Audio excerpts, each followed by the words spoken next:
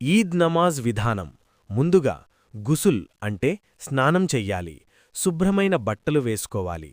సువాసన కోసం అత్తరు వేసుకోవచ్చు. ఈద్గాహ్ లేదా మసీదికి వెళ్ళాలి.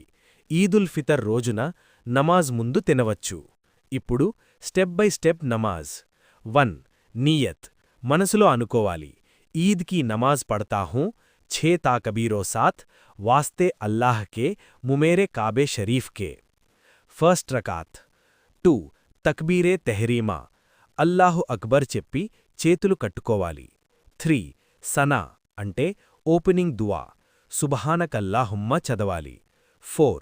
Extra తక్బీర్స్ 3 times. ఇమాం గారు 3 టైమ్స్ అల్లాహు అక్బర్ చెబుతారు. ఫస్ట్ వన్ చేతులు పైకెత్తి వదలాలి. సెకండ్ వన్ చేతులు పైకెత్తి వదలాలి. థర్డ్ వన్ చేతులు కట్టి నిలబడాలి. 5.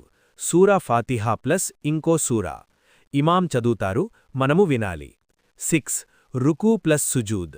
నార్మల్ నమాజ్ లాగా. సెకండ్ రకాత్. 7. సూరా ఫాతిహా ప్లస్ ఇంకో సూరా. మళ్ళీ ఇమాం గారు చదువుతారు.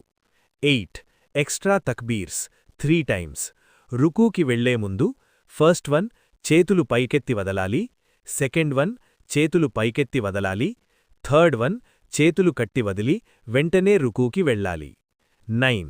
రుకూ ప్లస్ సుజూద్ పూర్తి చెయ్యాలి. 10.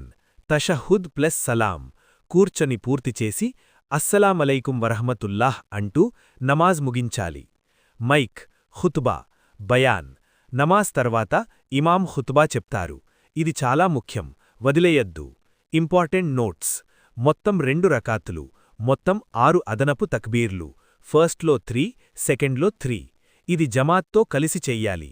ఈ ఇన్ఫర్మేషన్ మీకు నచ్చితే ఈ పోస్టును మీ బంధుమిత్రులకు షేర్ చెయ్యండి, లైక్ చేసి సపోర్ట్ చెయ్యండి.